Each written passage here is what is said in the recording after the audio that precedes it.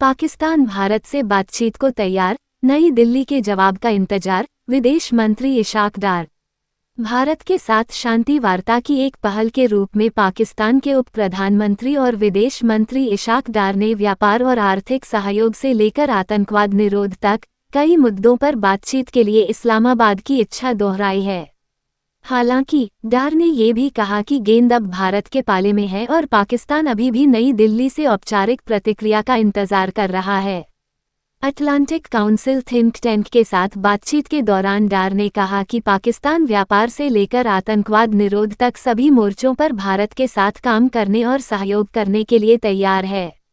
उन्होंने सार्थक वार्ता की आवश्यकता पर बल दिया और समग्र वार्ता को फिर से शुरू करने का आह्वान किया, जो एक ऐसा ढांचा है जिसका उपयोग कभी दोनों देशों द्वारा कश्मीर, सुरक्षा, लोगों के बीच आदान प्रदान और आर्थिक संबंधों सहित द्विपक्षीय चिंताओं को दूर करने के लिए किया जाता था।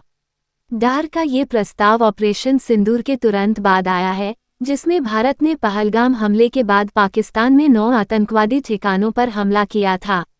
पहलगाम हमले में बैसरन घाटी में 26 निर्दोष पर्यटकों की निर्दयतापूर्वक हत्या कर दी गई थी। भारत और पाकिस्तान के बीच हालिया तनाव के मुद्दे पर डार ने द्विपक्षीय संबंधों, व्यापार सहयोग, क्षेत्रीय स्थिरता, आतंकवाद निरोध और वैश्विक शांति पहलों पर चर्चा करने के लिए वाशिंगटन में संयुक्त राज्य अमेरिका के विदेश मंत्री मार्को रूबियो से मुलाकात की।